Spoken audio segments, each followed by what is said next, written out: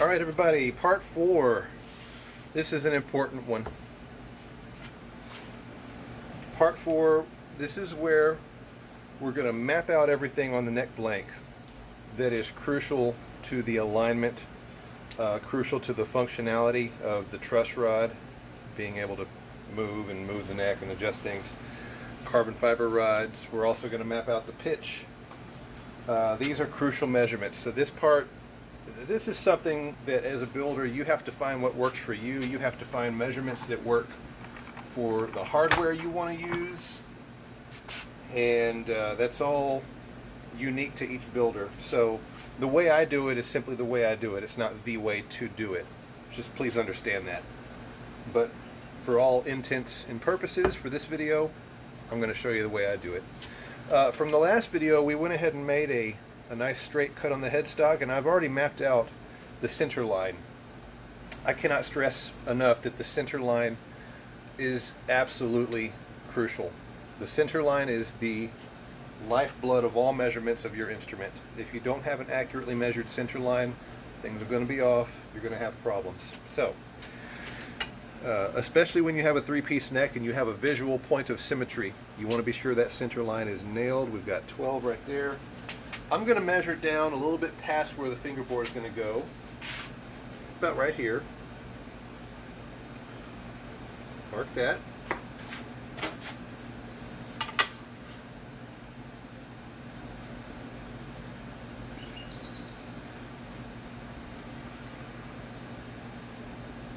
And I'm not going to worry about taking that all the way to the end because that's eventually going to go away.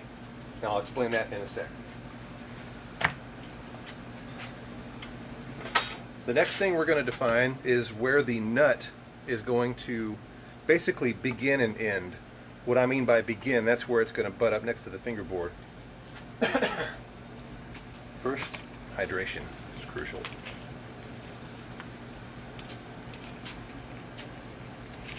You'll notice if you look at a lot of different bass guitars, there's different ways that the nut is done. On one of my basses,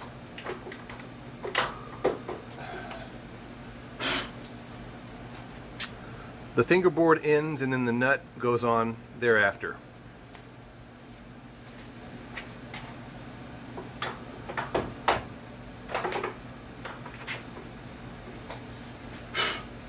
On a Fender, this is a Yamaha, on a Fender style build, there is actually a notch cut in and then there's some more fingerboard so the nut fits in to a slot.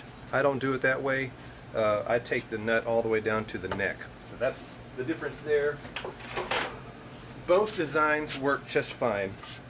I wouldn't say there's an advantage to either one. It's just a different way of doing it. So we're now going to define that mark. We're going to put this right on the edge where you can see the break angle happening, making the headstock. There is no, on this build there will be no top wood, there will be no headstock cap, so I'm going to go ahead and mark right on the maple.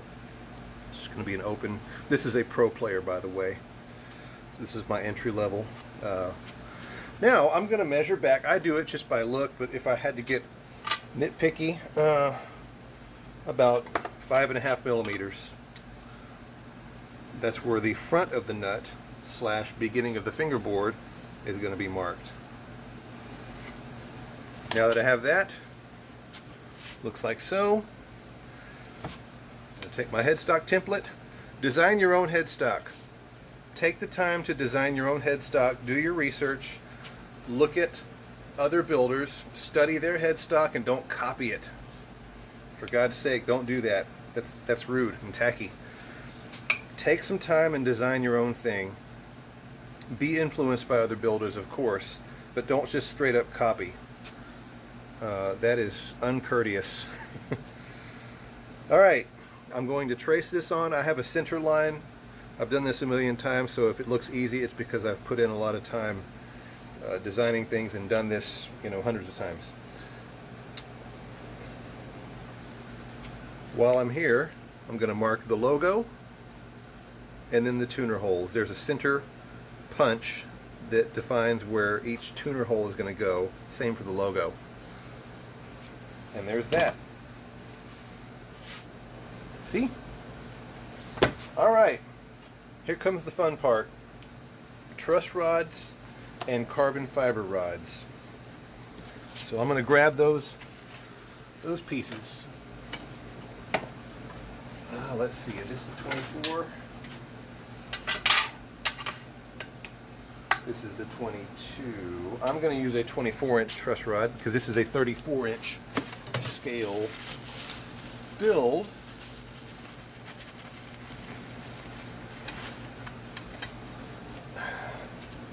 There we go. And then 2 carbon fiber rods.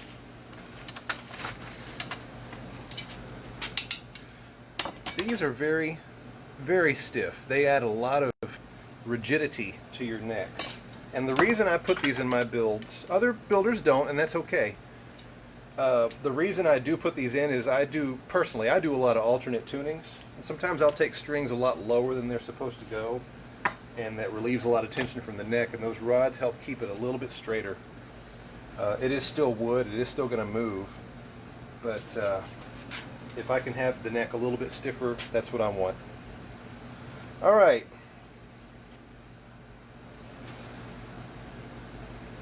Now, of course, we get back into design. Let me flip this around.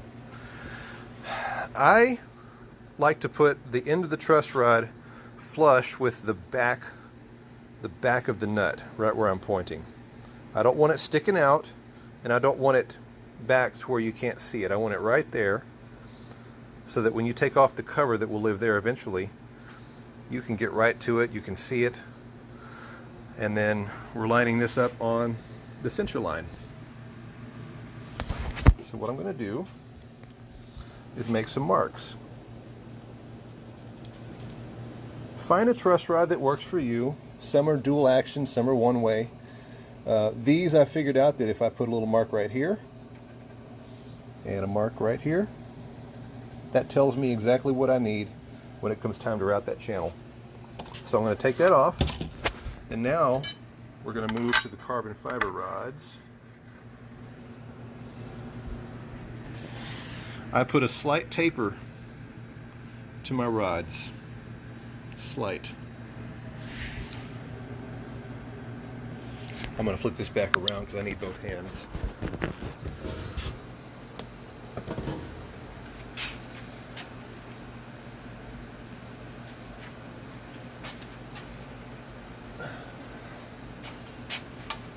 All right. I'm going to mark one of these rods, and then I'll show you what happens with the other one.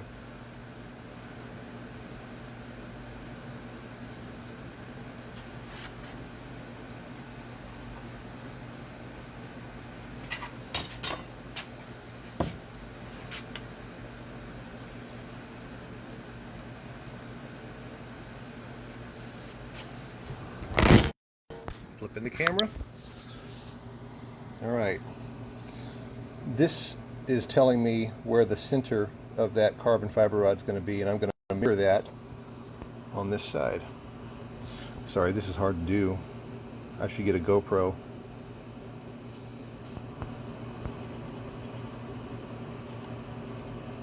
Just like that. We're going to come down to the other end here.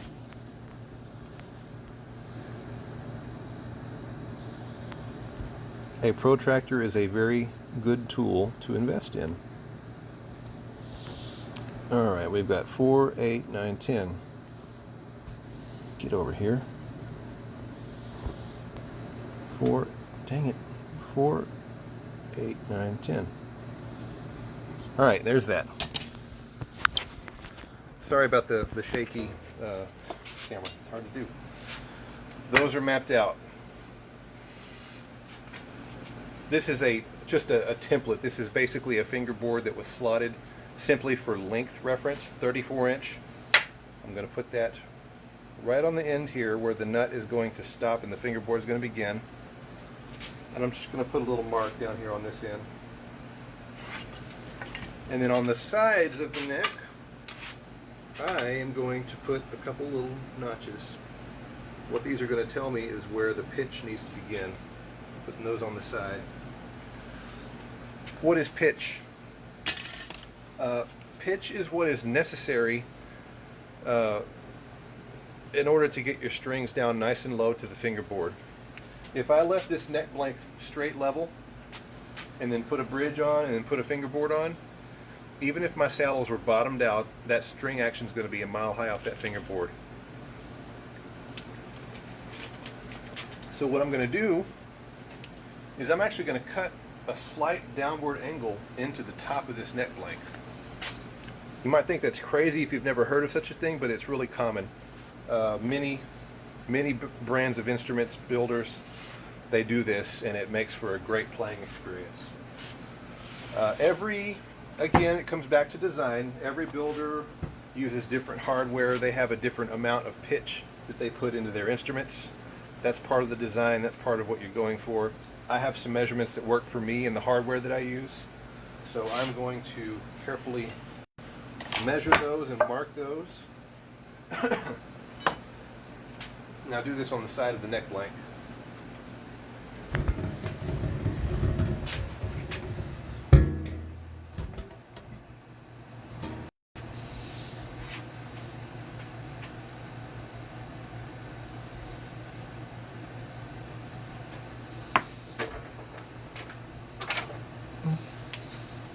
These marks I put on the side, that tells me where the pitch ends.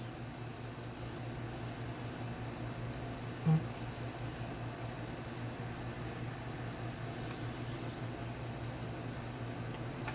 going to do the same thing on the other side.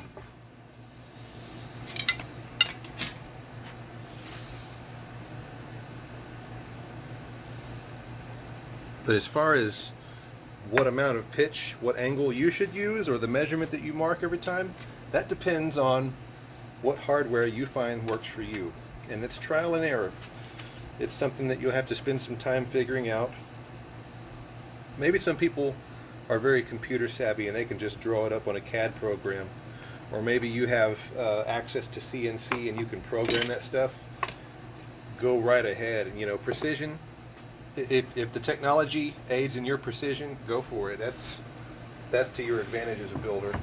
When we're doing it by hand like this, you just have to make careful measurements and size things down as you go. I think of building as sculpting.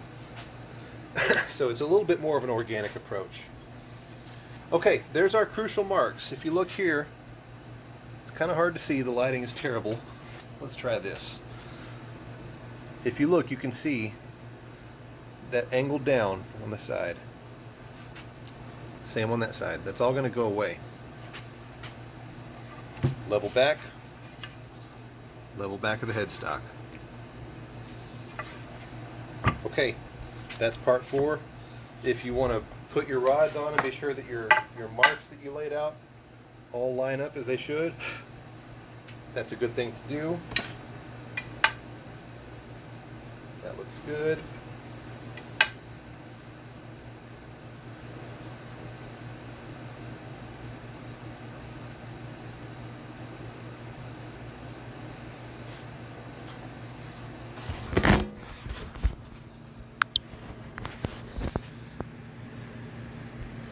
That's what we want. Slight taper. All right, that's part 4. Next, for part 5, we're going to be routing these channels. We're going to hit the pitch. We're going to level the top of that off. A lot of fun stuff happening to the neck. Thanks for watching. See you next time.